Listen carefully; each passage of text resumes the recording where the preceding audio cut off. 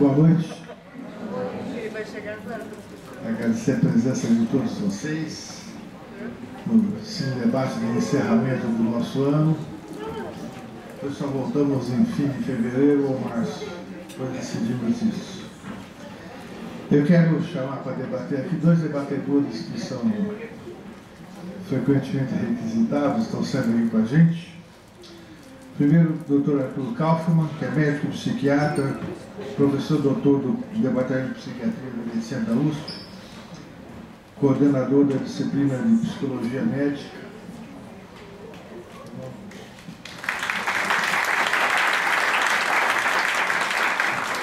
Mestre e doutor em Psiquiatria da Faculdade da USP. Yuri Teixeira, especialista em produção cultural e audiovisual.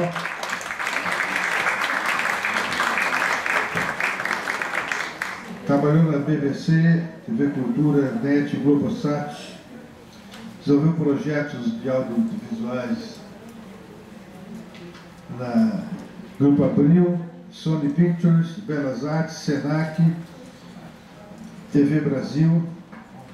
E atualmente é membro da Comissão de Avaliação de Editais do SP Cine e gestor de diversos conteúdos audiovisuais, eventos e cursos relacionados à área.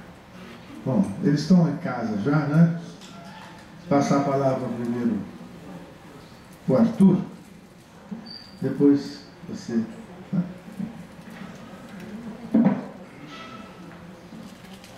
Boa noite. Gostaram do filme? Bonito, né? Bonito, sutil, delicado. Bom, eu vou dividir minha apresentação, como sempre faço, em algumas partes. Vou dar uma cercada antes de comentar o filme.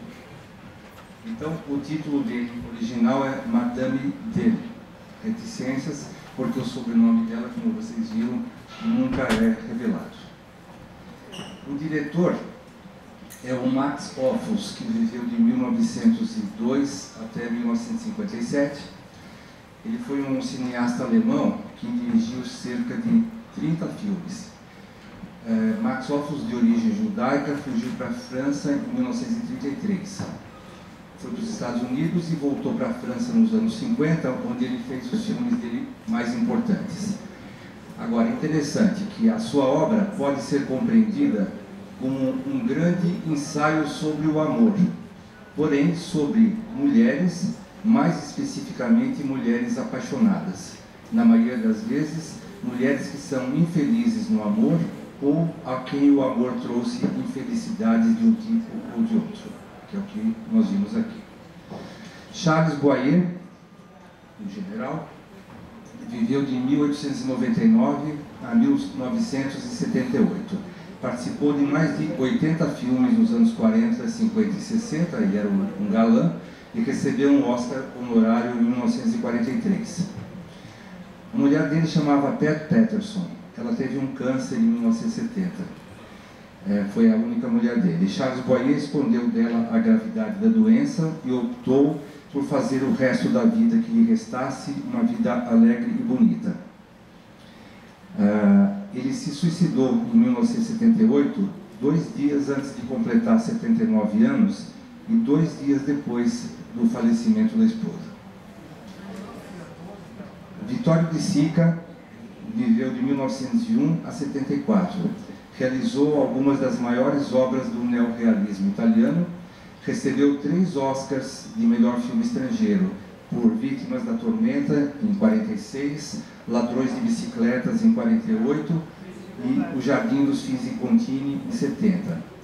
Era um homem muito contraditório na sua essência. Ele conseguia ser ao mesmo tempo um jogador compulsivo, católico fervoroso, porém comunista, um marido amoroso, porém traidor. E Danielle Darrieux viveu de 1917 a 2017, 100 anos. Atriz e cantora francesa, ela estreou em 1931 e trabalhou em mais de 100 filmes, com frequência interpretando personagens muito elegantes. Ganhou o César honorário de 1985. Foi um ícone de beleza da sua geração e aclamada pelo filme romântico A Sensação de Paris, de 1938. Bom, isso é a introdução para situar o diretor e os três principais atores, ok? Agora eu vou falar um pouquinho mesmo, sobre a sociedade parisiense da Belle Époque. Então, no final do século XIX, que é quando passa esse filme, a alta sociedade francesa da Belle Époque valsava, revelando um estilo de vida permissivo e despreocupado. No entanto, a Primeira Guerra Mundial liquidaria a Belle Époque para inaugurar na prática o século mais violento da história. Essa sociedade prima pela superficialidade, exibicionismo e cinismo. Ela constrói suas próprias regras, onde a aparência é o que mais vale. Na Belle Époque de Madame D, os amantes nem vivem clandestinamente. Aliás, eles estão sempre em contato direto com seus pares, imunes aos olhares dos outros. Vocês viram que eles estavam sempre sendo cumprimentados, conhecidos e tal. Como eram os casamentos no século XIX? Nesse século, não só as plebeias, as mulheres plebeias eram reprimidas e subvalorizadas. As nobres, mesmo numa posição social confortável, ocupavam um mero papel decorativo. Se a mulher ficasse solteira, a culpa era dela. Rejeitar uma oferta era mal visto, e ela corria o risco de não ter uma segunda chance. Por isso, a maioria aceitava, rendendo-se ao primeiro cavalheiro que aparecesse com o seu corcel. Só mesmo mulheres de personalidade forte é que tinham a coragem de recusar uma proposta tão promissora aos olhos da sociedade. E a aparência física delas era importante, sobretudo para que o marido pudesse desfilar a sua esposa como um troféu. Tudo como a gente viu aqui, tá certo? Eu vou fazer uma ponte rápida entre esse filme e duas obras. Uma delas é uma peça de teatro que virou filme, e a outra é uma ópera. A peça de teatro que começou como peça de teatro e virou filme é Casa de Bonecas, de Henrik Ibsen, escrita em 1879, e depois virou um filme. Inclusive, quem fazia a personagem principal, Nora, era Liv Ullmann. Se vocês não assistiram, vale a pena.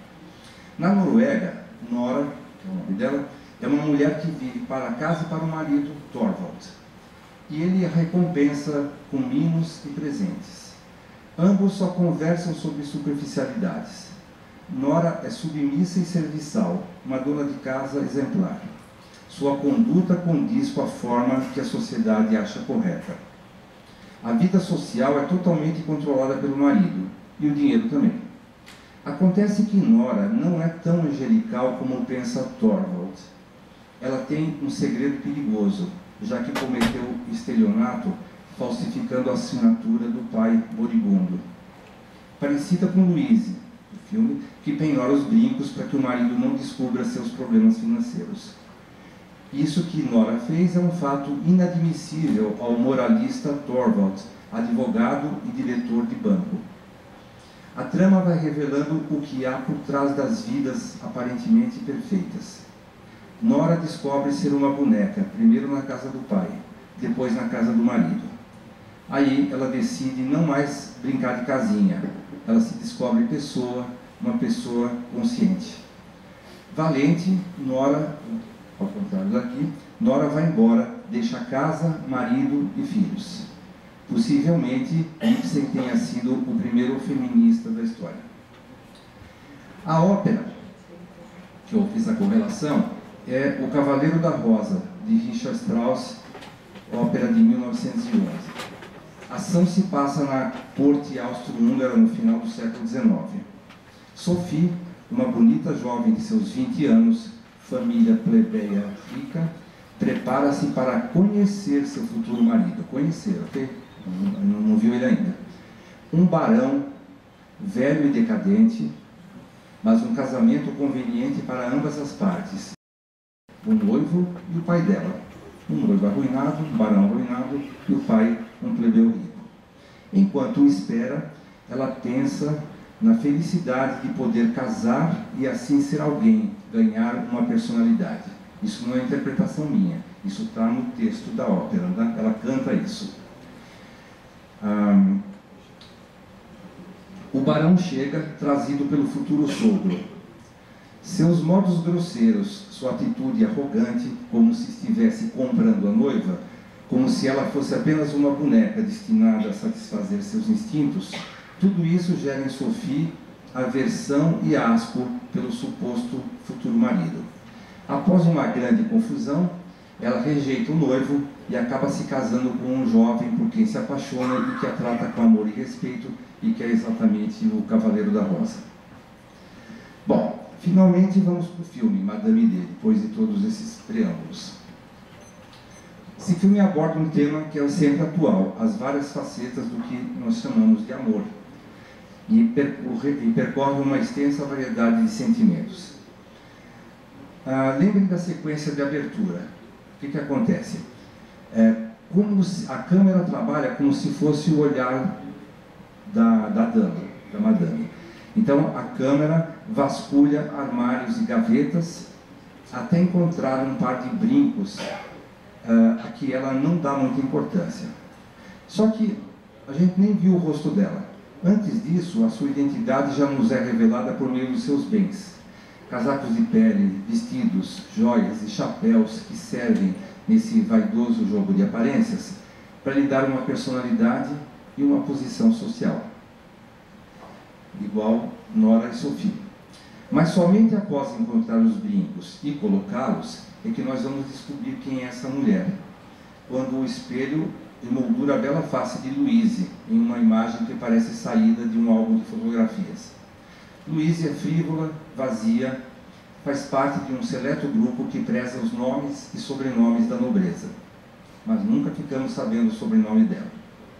O filme fornece várias amostras da futilidade e da infantilidade da personagem. Por exemplo, essas frases.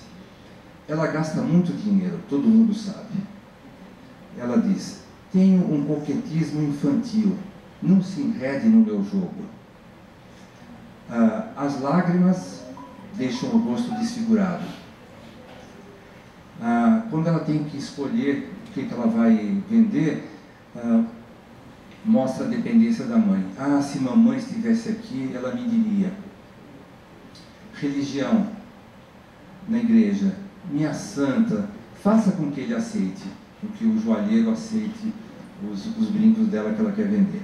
Então, tudo na base da mágica, na base da ajuda que vem de fora. Então, essa história, que é passada em 1892, gira em torno de um eixo minúsculo, que é um par de brincos. Esse par de brincos é o presente inicialmente dispensável, mas que pouco a pouco vai se recobrindo de relevância emocional. Para o diplomata, o presente expressa o sentimento do amor que ganha força a cada giro nos salões de baile.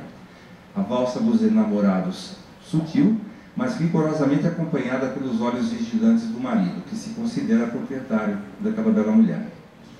A história então percorre todos os caminhos feitos pelos brincos até a volta deles, com um novo significado, agora símbolos do verdadeiro amor e do desejo.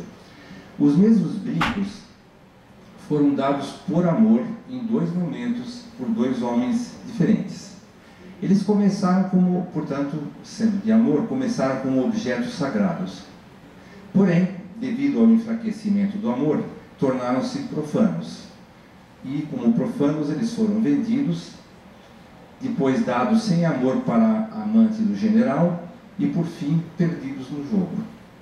Voltaram sagrados para Madame D através da paixão e terminaram de forma sacralizada na igrejinha local, no templo de Deus, da Virgem, que é quem deveria decidir por ela, que deveria definir com quem ela teria que ficar, o que ela teria que fazer, já que ela nem sabia se ficava com um ou ficava com outro, ela estava sempre na dúvida. Aspectos da vida social. Todo mundo adula todo mundo. Em compensação, a vida dos serviçais é apagar a luz, abrir a porta, ser suspeitos de roubos. é a categoria dos não gente. Eu posso explicar isso depois no debate. Exceção é a camareira Nunu, uma personagem, essa camareira é um personagem presente em várias obras, que nunca é protagonista. Mas ela pode ser a melhor amiga, pode ser a mãe, pode ser a babá, pode ser alguém que está sempre presente nesse tipo de filme e tem a função de cuidar, proteger e também de expressar sentimentos. Outra coisa da vida social é a doce vida dos diplomatas. Então mostra o barão no trabalho, antes da reunião importante, escrevendo cartas de amor. Aí ele é chamado e ele ainda reclama: ué, os outros não têm vida privada? Na hora que ele está escrevendo as cartas. Me chamou a atenção o papel do acaso. No início do filme diz assim: o acaso, nada teria acontecido se não fosse por essa joia. O general e o barão falam do acaso no encontro na biblioteca. Um deles fala: o acaso tem algo de extraordinário. Aquela hora que as duas carruagens se batem, aquele acidente, foi acaso ou foi destino? Por quê? Porque existe também a questão da sorte pelas cartas. As cartas dizem tudo, predizem viagem, porém retardada, nada por acaso, tudo está escrito. Então, é acaso, mas está tudo escrito no destino, então não é acaso. Aparece também a superstição em relação ao número 13, número da cabine, número da aposta no jogo, 13 da sorte, e aí ela perde tudo. Bom, cenas de um casamento. Após a manipulação sobre o joalheiro, quando ela tem aquele desmaio, então ele resolve comprar os brincos, vem a mentira e a manipulação do marido na ópera que eles frequentam. Para que eles vão na ópera? Para aparecer, né? Para verem e serem vistos. Uma curiosidade é que Richard Wagner, que foi um dos compositores mais importantes e bem-sucedidos da ópera, ele construiu o teatro dele na cidade de Bayreuth, na Alemanha, que é uma cidade que vive em função dele e das óperas dele. E nesse teatro ele não permitiu a construção de camarotes, para que as pessoas não ficassem nos camarotes só aparecendo. Então o teatro era meio assim, mas as poltronas, as cadeiras eram duras, desconfortáveis de propósito, para que ninguém pudesse dormir durante a ópera, para todo mundo que fosse obrigado a assistir. Bom, aí vem essa questão das mentiras. Por exemplo, ela diz para o marido: eu minto tão mal. E ele: eu sei. Quer dizer, não tem julgamento moral dos personagens. A vida é assim. Desmaios e doenças. O general diz: não é nada não, minha esposa desmaia com frequência. Nunca mais de 3 minutos. Foram 20 minutos no terremoto de Lisboa. Doença. Ele pergunta para ela: qual é a sua doença exatamente? Ela: é a humilhação. Ele: isso logo se cura. A infelicidade se fabrica e a joia já não lhe pertence. O sadismo dele. A cara de tédio dela quando sai com o marido após ter encontrado com o barão. Lembra dessa cena? Ela mente dizendo que achou os brincos. E ele, com cara inexpressiva, não passa recibo. Aí, uma frase que ele fala assim, agora quase no fim do filme, naquele diálogo que eles têm quase no final, que eu achei muito importante essa frase. Nossa felicidade conjugal tem a nossa imagem, só é superficial na aparência. Nós brincamos com fogo, principalmente eu. Mas vossa vontade, eu estou pondo aqui vossa porque o tratamento que eles se dão, embora na legenda apareça você, não é você. O tratamento que eles se dão é sempre formal, é sempre o pronome vous, que é vós. Então é o que eu estou usando aqui. Mas vossa vontade de partir prova que minha confiança em vós se justifica. Vós ficareis em Paris. Napoleão errou quando disse que no amor a única vitória é a fuga. Deve-se desafiar o adversário. E vós podeis fazê-lo. Vos respeito e admiro. E vos amo. Cena da partida dela no trem. Aquelas despedidas convencionais, né? Aquelas frases tipo, ela fala para ele: descanse, não trabalhe tanto. Aí ele responde: aproveitarei a sua ausência para reformar o seu quarto. ou não responde nada. Para que reforma, né? Que reforma? Ele nem pergunta se ela quer, ou que reforma, ele vai reformar. Ele apenas se despede beijando a mão dela. No fim ele fala: eu não contava muito na vossa vida, mas era o único. Entre nós havia amizade, alegria até. Não gosto muito do personagem que obrigasses a ser. Esforcei-me em interpretá-lo para agradá-los. Bom, então, as relações conjugais de poder e dominação demonstram que tanto Louise como os brincos são dois objetos de posse para o marido de orgulho ferido. Se não dá para controlar a mente da esposa, o general apreende seus brincos, e assim apreende junto à sua alma, pois agora os brincos insignificantes representam o símbolo de um amor verdadeiro, porém clandestino, ou vice-versa. E finalmente, o amor proibido. Vai se estreitando o número de dias em que eles não se veem.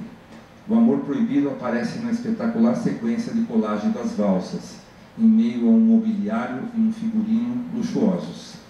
Sempre em movimento, a câmera cria um bailado em torno dos personagens e com os personagens. E o interessante, de modo que o desenvolvimento do drama interior fique quase completamente não observado. Quer dizer, se você não presta atenção, você pensa que era aqueles filminhos de sessão da tarde, que eles ficam dançando, e que não acontece nada. O objetivo é esse mesmo, do diretor, é distrair a plateia daquilo que é essencial, através do acúmulo de ações secundárias, que é para você entrar bem no espírito que reinava. O romance se desenvolve sob uma atmosfera opressiva e paranoica, à medida que Louise percebe que não terá autoridade para desfrutar do seu amor e que a sua existência estará sempre vinculada à posição aristocrática que ela ocupa ao lado do marido. No trem, tem uma bela cena onírica, uma cena de sonho, quando Madame D rasga as cartas do amante e os pedaços rasgados de cartas viram flocos de neve caindo sobre a árvore. Bonita essa cena, né? E o final em aberto faz com que o espectador se pergunte: o que será que acontece agora com Louise? Ela morreu? Ela viveu? Parece que ela morreu porque tem a cruz na doação, mas ao mesmo tempo pode ter sido o 50º desmaio dela também. A gente não sabe. Mas a resolução do conflito é devastadora.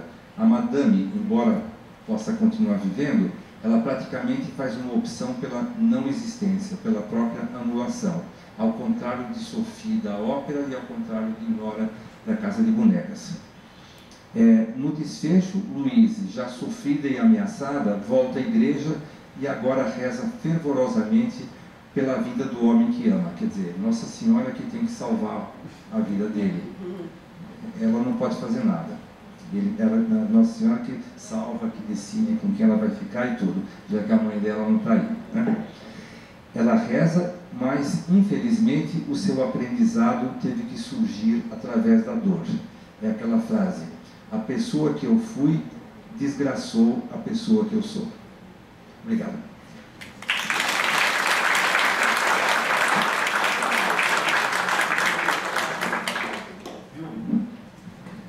Boa noite, obrigado mais uma vez pelo convite, muito bom estar aqui. Uma pergunta que normalmente a gente faz em sala de aula, quando a gente assiste esse filme em algum curso, lembrando que eu dou aulas e trabalho com pessoas que não necessariamente estão se formando em cinema, então às vezes eles são obrigados a ver filme em preto e branco, essas coisas assim, para entender aquela coisa básica da indústria. Então não é um pessoal que assiste exatamente, né, por gosto. Mas filmes como esse, eles são muito usados em cursos de comunicação, de cinema, de TV.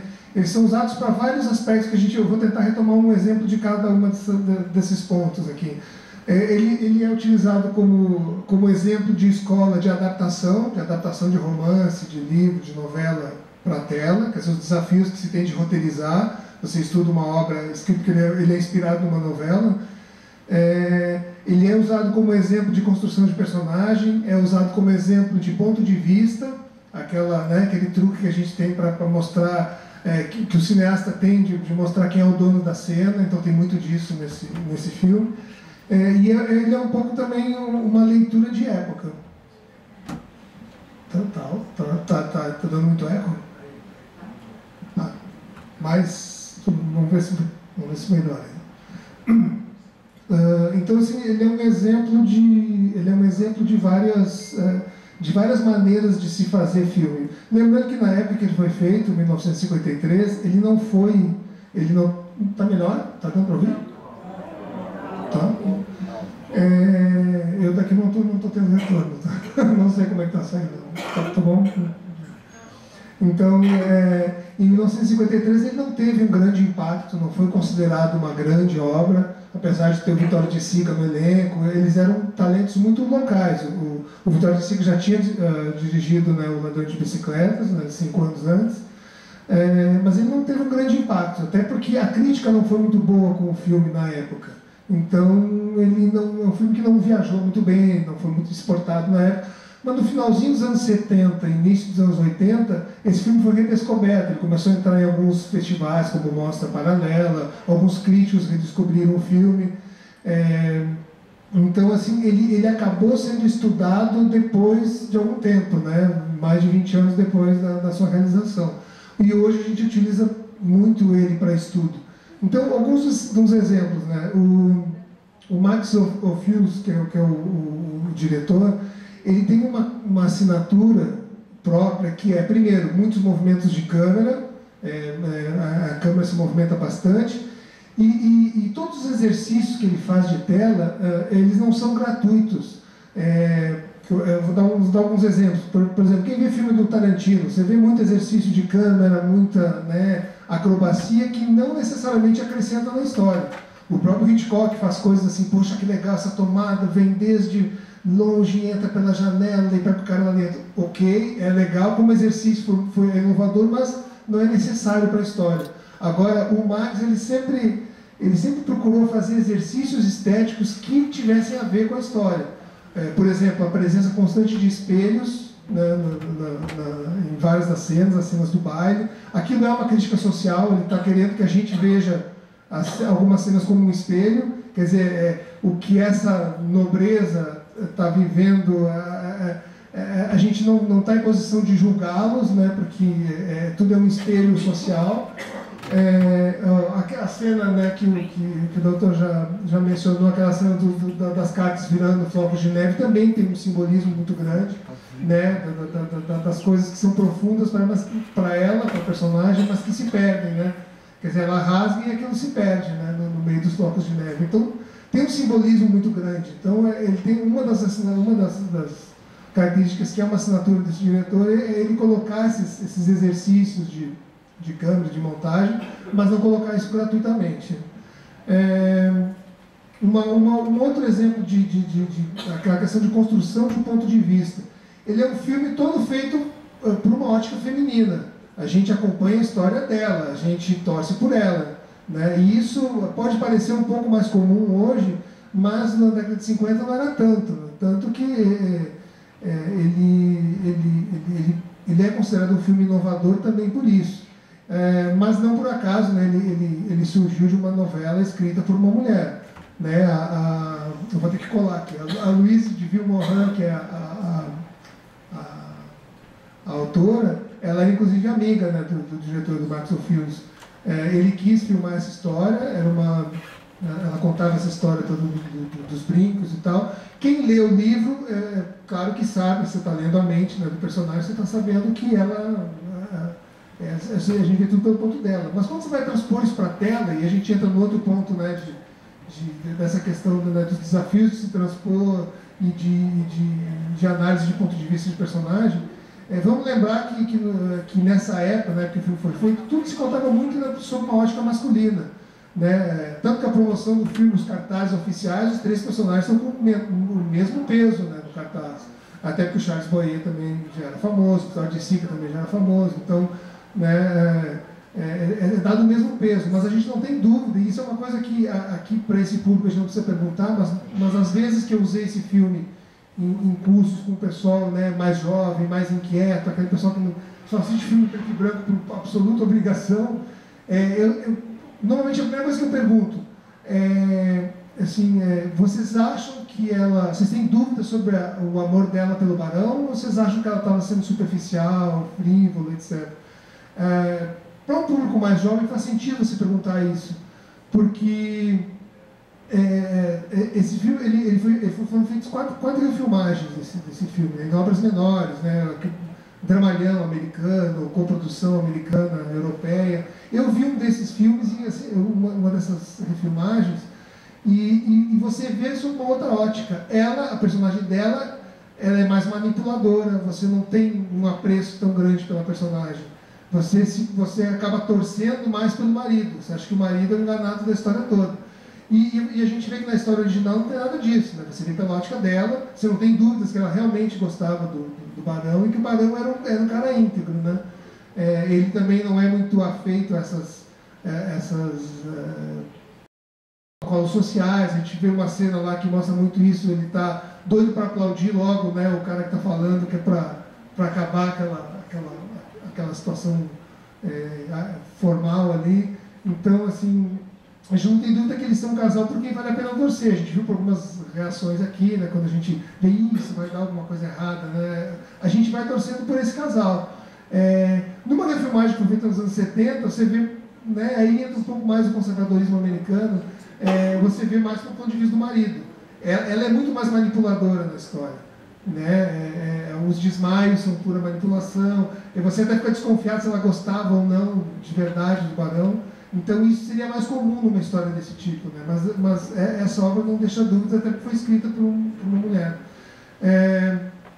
Outro ponto interessante é que essa jogada dos espelhos, você está vendo os personagens em algumas cenas com espelhos, que é uma crítica também do diretor, ele queria fazer mais, tinha mais cenas com espelhos. Todas as cenas do baile ele queria que fosse só através de espelhos. Você vê todas aquelas ações que ocorrem em bailes só através de espelho. Mas aí o estúdio disse, não, para aí, também aí o filme não vai ter tanto apelo, não vai ter tanto sucesso, o público vai ficar meio confuso. O estúdio deu meio que uma podada, né, nessa questão. Ele queria fazer mais cenas com espelho, mas ele manteve nos momentos mais críticos, como ali no início, né, a gente demora uns minutos para ver o rosto dela, o primeiro impacto que a gente tem é através do espelho.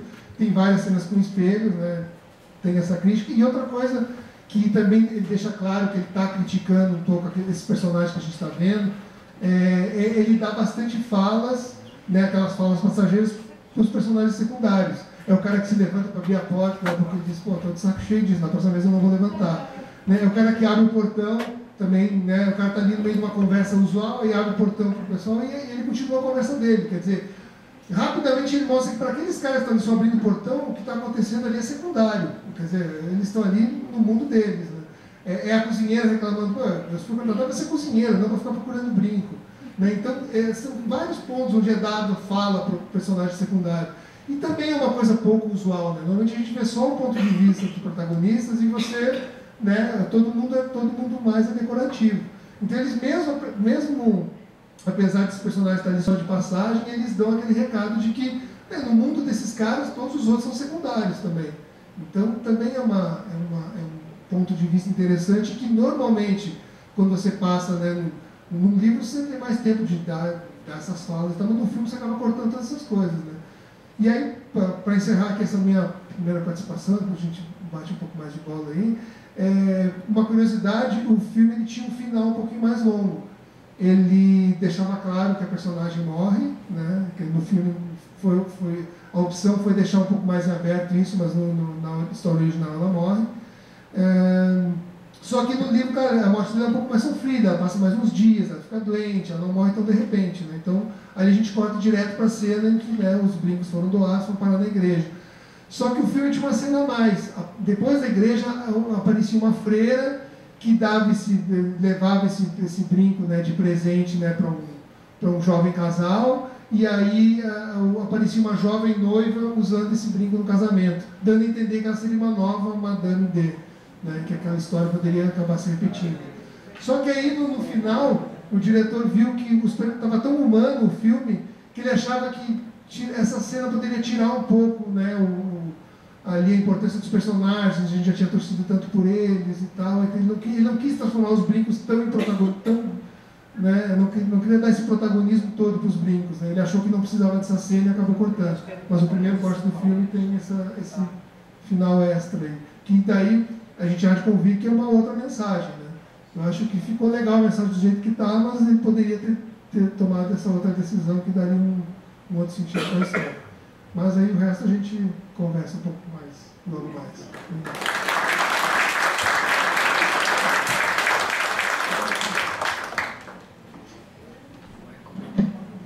Bom, vou fazer um comentário aqui. Eu acho que esse filme tem 3 personagens subjacentes. Um não subjacente, que é o brinco, né? Porque a cena final está ele lá e ele efetivamente não vai continuar lá, porque são brincos de valor, material, etc. Ele vai ter uma sequência de história, não sei se pode ser que tenha chegado até alguns de nós aqui, nós não sabemos. Né? Muito bem, então o brinco. O segundo personagem é a vaidade. As relações são superficiais e é tudo mobilizado pela vaidade e por essas características humanas que muitas vezes são colocadas como sombra, como lado menos positivo, como a vaidade, como o orgulho, como a ambição. E o terceiro personagem é o jogo de poder. O brinco tem um significado simbólico a partir de um dado momento, que ele representa um jogo de poder.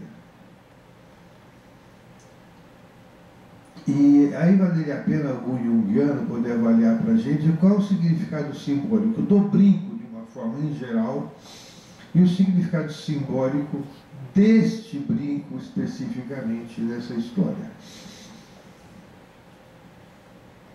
O que nós vemos é uma relação superficial com sucessivas agressões silenciosas em que as pessoas não têm importância.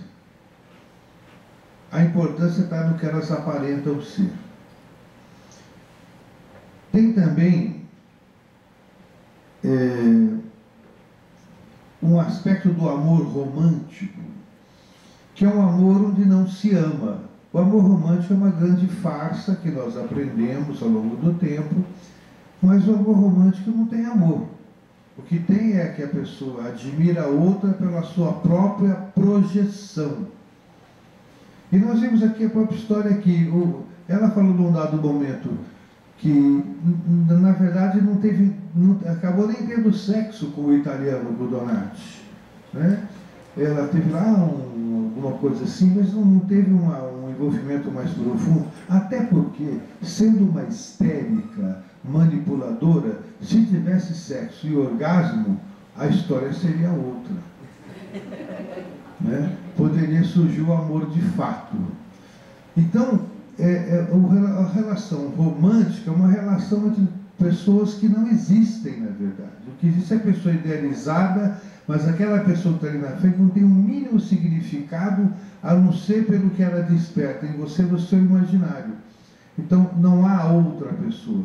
E o filme mostra muito essa questão do amor romântico, né? E a ilusão, a sensação de porvir, que depois vai ser maravilhoso.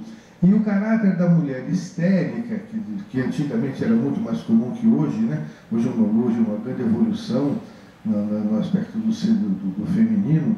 Mas a mulher histérica, que na hora de uma coisa ter um desmaio, cria aquele clima todo mundo corre atrás, etc. Mas ela não se entrega sexualmente, não tem orgasmo e não se entrega emocionalmente. Quando ela sente que está apaixonada pelo Donati, ela fala, eu não o amo, eu não o amo, eu não o amo. Ela precisava negar aquele desejo, aquele sentimento de amor. Esse tipo de filme faz uma reflexão importante das nossas relações, e eu penso sempre sobre isso e falo às vezes aqui, entender por que determinadas pessoas entram nas nossas vidas. Algumas pessoas desse perfil entram para nos destruir. essa mulher sedutora, ela geralmente faz uma manha de jogar um homem contra o outro. Né? De que as pessoas vão brigar por causa dela. Pode fazer uma guerra de Troia, o diabo a quatro, mas são pessoas com uma capacidade de manipular, sem ter um envolvimento afetivo e sexual, com um rosto que se move pouco, uma plasticidade séria que se chama, um olhar que manipula, etc. E gera geralmente conflito entre pessoas. E desperta nos homens, pela sua ânsia de disputa, pela guerra de poder, a disputa que pode ser fatal para um. No caso, esse duelo, e quantos duelos aconteceram ao longo do mundo por causa disso, e quantas questões, até por vezes as questões políticas, as questões que as pessoas fazem, aquilo é para conquistar alguém, é para mandar um recado a alguém. Então é importante essa reflexão.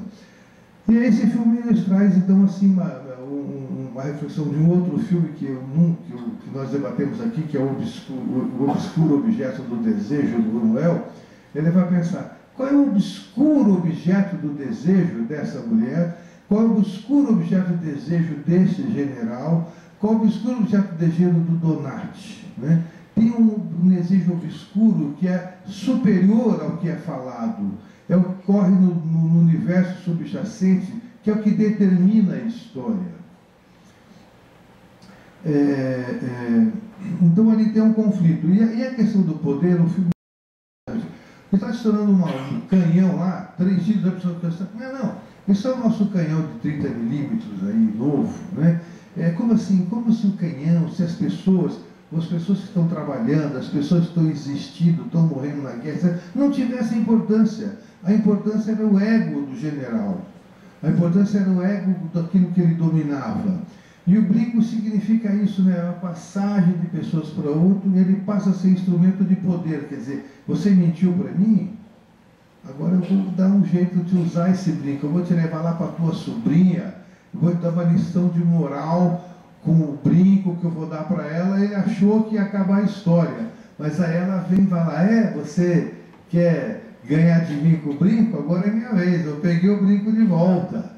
Então ele vira um objeto de disputa de poder que, na verdade, as pessoas ali mostram sob forma de um possível amor, mas, na verdade, é um ódio contínuo, uma vingança contínua. Esse enredo permite essa reflexão importante para a gente pensar. E, encerrando, ele fala para mim, eu tenho um conceito que eu falo com frequência, que é que tipos de casamentos que existem, né? Então, assim, existe o casamento de fato, que nessa época raramente acontecia, ou era uma coisa de pobre, que se apaixona, tem orgasmo e não quer ter poder, e vive a vida ali, né? Depois tem o casamento legal, que foi criado com o tempo, que as pessoas, depois de um certo tempo de relacionamento, têm direito sobre o outro, assim por diante. Depois tem o casamento social, que é o que sempre existiu, que é o dominante aqui, né? Em que o social vale mais que tudo, etc. Depois vem o casamento por responsabilidade, quer dizer, tem o compromisso, patrimônio, o filho, é melhor ficar casado e pronto. E aí entra o casamento já que tá, fica. Que é, né, já que tá mesmo, fica. Né? Então, são os 5 casamentos que eu conheço ao longo da minha vida. Né? E da minha observação lidando com pessoas. É isso que eu ia falar, pessoal. Obrigado.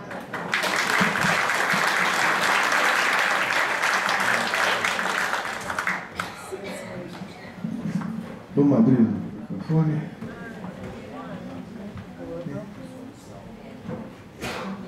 Aqui. Alô? É uma pergunta ao Arthur. No filme tem uma referência ao terremoto de Lisboa. Eu não entendi bem o significado, sabe por quê? O terremoto de Lisboa, se é aquele famoso, é de 1750. Destruiu toda a cidade. E depois o Marquês de Pombal reconstruiu, né? Essa é a história. Qual é a relação no filme? Não sei responder esse dado histórico, não. Eu vou dizer que teve em 1880. O filme tem dois momentos ali que ele procura dar uma situada no tempo, que não diz nenhum momento ali o ano, não aparece um jornal, não aparece nada, mas ele situa a história entre 1880 e 1900. E aí eles dão dois momentos que eles tentam situar, que é mencionar um terremoto, como teve terremoto em Lisboa em 1880, e eles falam da Sarah Bernhardt, que o período de atividade dela também foi nesse período, entre 1880 e 1900. Não foi aquele um. Não foi um demanda, mas teve um de grande proporção em 1880. E aí a Sarah Bernhardt também estava ativa nesse período. Então dois momentos ali que ele quer situar. Mas a história diz no começo, se passa em 1892. O filme faz isso, né? O filme dá essa. O romance não dá, né? Mas eles procuram situar. Ok. Microfone.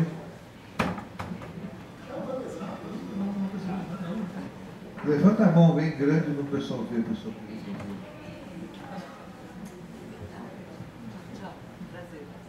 Aqui, ó.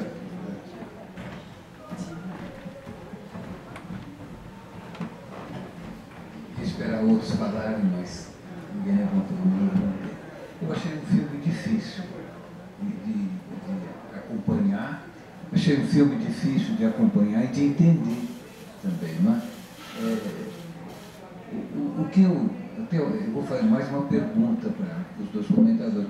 Como eles veem a questão do duelo e da morte, né? Porque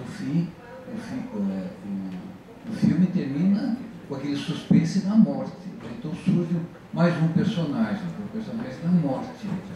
E, pelo que eu pude entender do diálogo que leva ao duelo, é quando o general questiona o diplomata, a frase do diplomata, que diz: quando se houvesse mais diplomacia, não haveria tanta necessidade dos militares.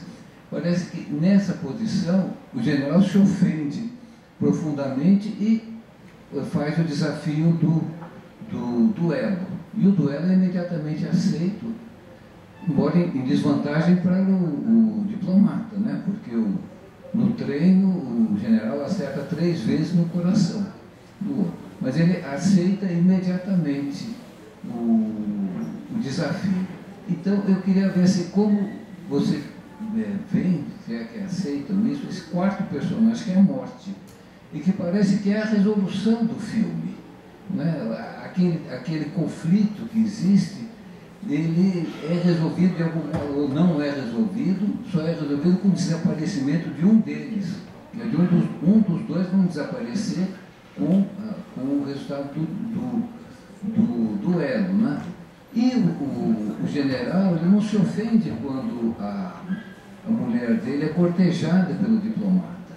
É todo um jogo em que ele aceita o jogo e mostra que ele não é enganado, porque ele consegue reaver o brinco. Mas ele se sente muito ofendido quando ele vê que os militares não são tão aceitos, seriam dispensados. Então, é uma questão mais da morte, né? Na verdade, tudo aquilo é um pretexto. Ele arrumou um pretexto, ele arrumou uma questão antiga para ter como pretexto para duelar com o barão. Porque, na verdade, o barão aceitou o duelo porque os dois sabiam que estavam duelando por ela. Então, houve ali, como deixa bem claro, né, ao longo da história, tudo ali é aquele pano social, né, que cobre tudo. Então, ele, no fundo, ele sabia por que eles estavam duelando. Eles estavam duelando por causa dela. Ele arrumou um pretexto lá de antigamente, arrumou uma coisa que eu tinha dito 10 anos antes de ser diplomata, inclusive, tanto que alguém até, mas e agora? Já numa outra situação, agora ele não pensaria assim, com certeza. Então ele arrumou um pretexto para duelar e sabendo que ele era, né, sendo militar, com certeza, né, e sendo militar há mais tempo, né. Então, tem uma questão ali, o que eu achei que uma coisa que era nova para mim é essa questão da regra do duelo, de um ofendido atirar primeiro. Isso, eu acho que facilita bastante. Você podia espancar um ofendido muito fácil, tinha direito a atirar antes, né? Isso para mim é meio novo, né? Mas tudo é um pretexto, tudo faz parte da questão do tecido social ali. Ele arrumou aquilo como pretexto, né? Acho que ficou claro. Ele arrumou uma coisa antiga para ter um pretexto para duelar, para matar o barão. Qual que foi a primeira pergunta que você fez? A primeira pergunta? Não, antes da morte. você tinha perguntado alguma coisa. O personagem da morte. Era isso. Porque assim, não sei qual a opinião de vocês, mas eu acho que o general gostava muito da mulher. Vocês concordam? No fim, sim, ele sentiu ciúme dela. Então, Quando ele foi lá, fechou a Ele cortina, gostava, bateu a porta. ele tanto gostava que ele dizia, eu não quis fazer esse personagem que você me obrigou, eu só fiz para te agradar. Tá? Então, ele gostava. Agora, tem uma coisa que ele fala no começo, que é assim, ela adora matar as esperanças dos pretendentes. Lembra disso? Logo no começo. Ou seja, parece que ela era muito paquerada, inclusive nos bailes, tinha sempre alguém querendo tirar uma casquinha com ela. Então, o general acompanhava isso como uma espécie de divertimento, ou como falam os franceses, um divertissement, que era os caras paquerando as mulheres e ela matando as expectativas deles. O que acontece no começo é o próprio general apresenta ela pro barão, dizendo, você é a pessoa ideal para fazer companhia para ela, e estimulou a dançar, enfim, o general estimula muito, porque ele ia assistir mais uma novela, que é alguém que se apaixona por ela e ela vai manipulando e acaba dispensando. O general não contava que ela ia se apaixonar pelo barão mesmo. Então, quando se apaixona, aí ele começa a ficar perturbado. E aí que ele começa a dizer, não, você não pode fugir do adversário, você tem que enfrentar. E achou que ela viajando, ela estaria realmente enfrentando o problema, ou seja, ela está apaixonada pelo barão, qual é a terapêutica? Viaja e fica longe dele e você se desapaixona. Muito fácil de resolver, segundo o general, para quem tudo estava nas caixinhas. Bom, quando ele vê que ele está perdendo o jogo mesmo, ele pega, vem a cena do desafio, que é assim, ele pega uma frase descontextualizada, como a gente vê todo dia nos jornais, na política, que é assim, ninguém vai discutir que a verdade de que se a diplomacia fosse mais eficiente, não precisaria tanto militar. Uma frase meio óbvia. Então, o que ele faz? Ele descontextualiza, ele transforma numa coisa pessoal. Quer dizer que você está dizendo que eu sou dispensável? Então você vai ter que provar que eu sou dispensável. Vamos ver se você me mata, para mostrar que você não precisa de mim, ou que a sociedade não precisa de mim. E eu acho que o Yuri falou, eu concordo, os dois estão lutando pela mesma mulher. Mas além disso, tem uma questão também de cavalheirismo e de papel na sociedade. Não dá para você fugir, não dá para você dizer não aceito. Porque se ele fala que ele não aceita o desafio, já que o outro general atira muito melhor, então ele fica desmoralizado, ele passa por covarde. Então ele é obrigado a aceitar. Agora, a morte, eu vejo assim, não só a morte do personagem, e possivelmente a morte dela, se ela morre, se ela não morre fisicamente, ela morre psiquicamente. Então, a morte, para mim, é a morte do amor também. Não é possível ter amor. Só é possível viver naquele jogo de aparências.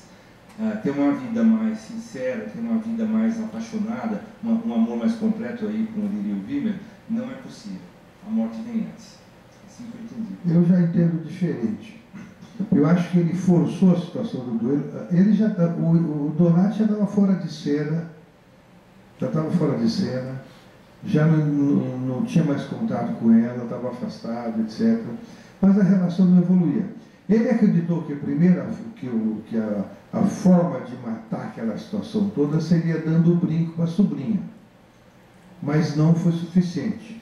E aí ele foi então em busca de uma outra solução, que era matar o Donati. O Donati é aquilo que eu falei do obscuro objeto do desejo. É o homem que se apaixona pela mulher sedutora. Quer morrer. Quer morrer. É o crime passional. Quer morrer, e ela é morrer de paixão, morrer de amor. E ele quer morrer. Então ele entra no jogo, sabe que vai morrer, sabe, mas como eu falei no começo, a vaidade e o orgulho são os fios condutores desse filme. Então, eu vou morrer, mas eu prefiro morrer do que falar que eu fugi da briga. Mas se ele fugisse, no diálogo que houve ali na hora de marcar, o próprio cara que foi chamado para testemunha, na hora, ele foi contra o general. Ele falou alguma coisa dizendo assim, não, mas isso é coisa antiga. Não se... Então, mesmo, quer dizer, o general forçou a situação, porque ele via a solução na morte do Donati. E o Donati via como apaixonado, iludido, etc. A morte é uma solução para o romântico. Os românticos adoram sofrer por amor, adoram sofrer por um amor não correspondido. Se encontra alguém que corresponde com o amor, não fica. Não fica, fica com quem não corresponde. Aí vai rasgar cartinha no trem, vai falar, meu Deus do céu. É o próprio do romantismo, né? Então a morte era parte desse texto, e é interessante porque durante o filme a questão da morte só entra no finzinho. Só entra no finzinho, não foi um amor, não foi um fio condutor do filme.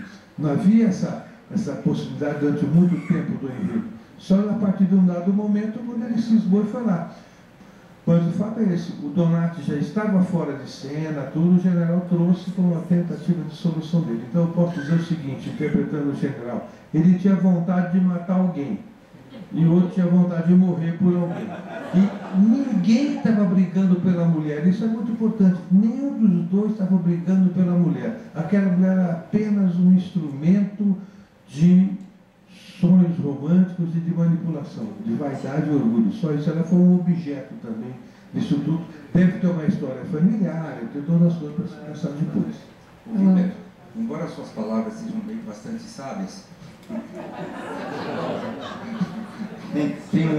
também fica a lição, nunca subestime a fragilidade do ego masculino. Né? Isso. Tem um outro filme onde acontece o contrário.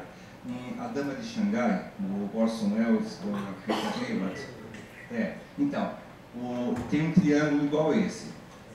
Então, o marido faz um crime, onde ele faz de tudo, ele é um advogado, ele faz de tudo para incriminar o apaixonado. Quer dizer, como se o general matasse alguém para o Donati ser condenado à câmara de gás.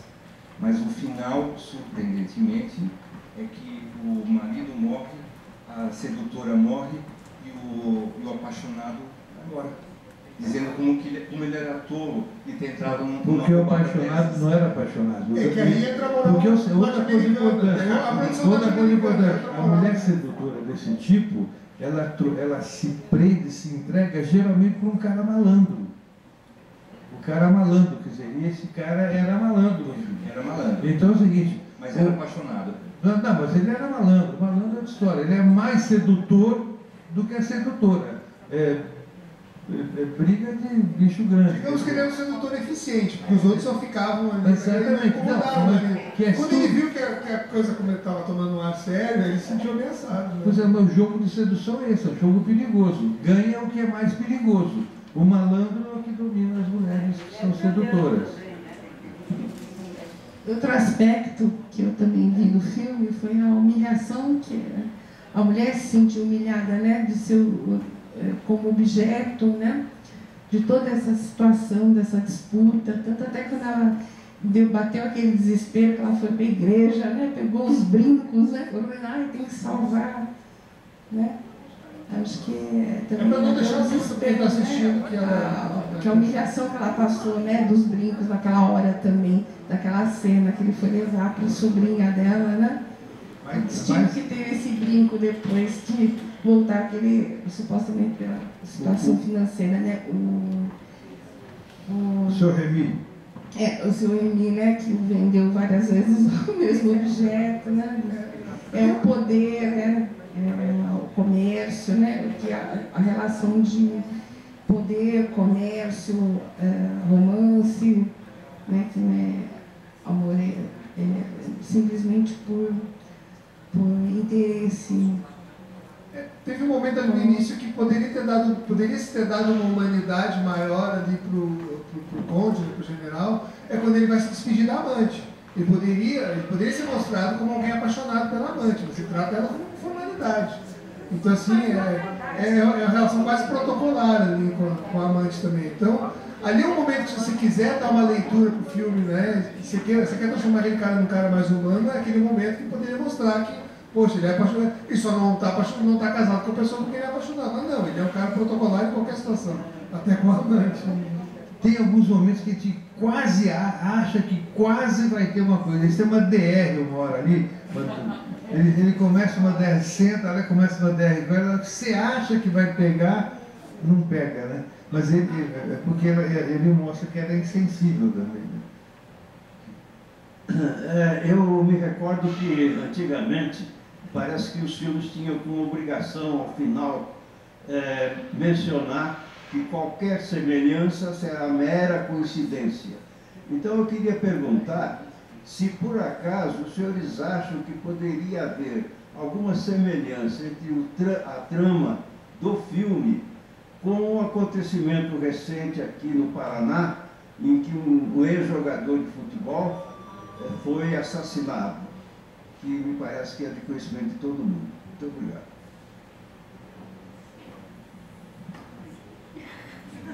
Eu não tenho uma analogia entre o filme e a história, mas é a história da sedução, né? Que era uma mulher casada, que numa festa acabaram pegando o cara que foi assassinado com ela, e assim os amigos do marido foram lá e mataram. Essa é a história, né? É a história do jogo perigoso da sedução. O jogo da sedução é um jogo perigoso que fatalmente acaba com alguém pagando caro. Isso é um fato. Então, não é essa expressão com o filme, mas é uma história que a gente vê se repetir com frequência na sociedade. Sedução e ciúme, né? Com frequência a gente vê como subjacente fantasias de morte. Né? Qual seria a oposição ao amor romântico, não é muito legal, um amor mais saudável? Qual seria a oposição a isso? Não sei.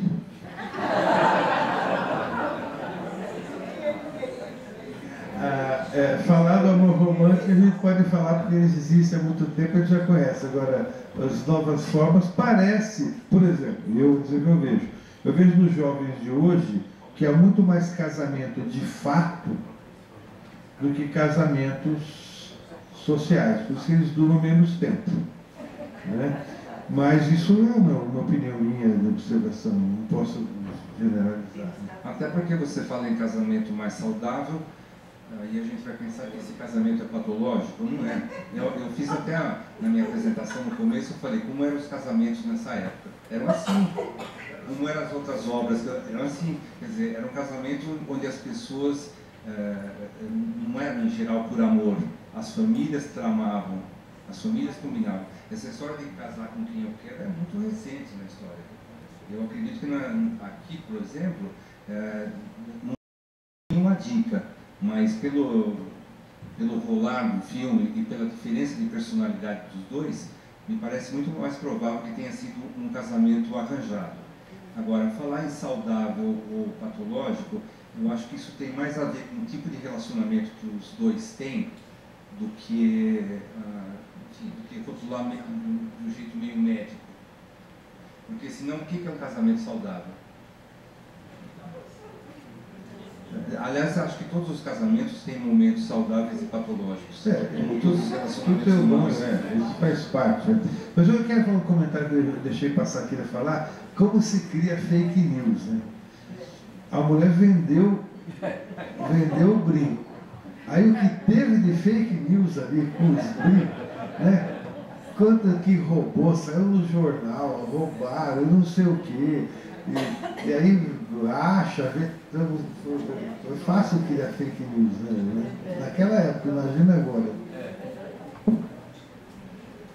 É antigo, né? Antigo. Bom, pessoal, eu quero primeiro que uma salva de palmas para o Yuri, para o Arthur.